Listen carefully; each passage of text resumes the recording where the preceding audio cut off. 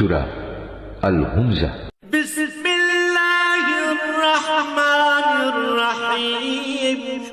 রহমান রহিম আল্লাহ তাআলার নামে।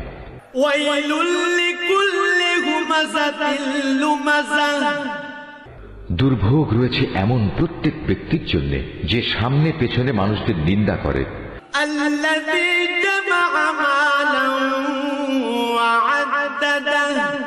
যে কাঁড়ি কাঁড়ি অর্থ জমা করে এবং যথাযথভাবে তা গুণে রাখে।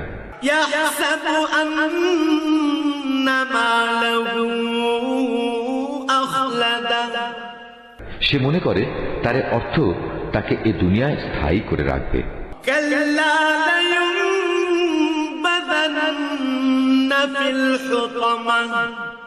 বরং নির্ঘাত অল্প দিনের মধ্যেই সে চূর্ণ বিচূর্ণকারী আগুনে নিক্ষিপ্ত হবে।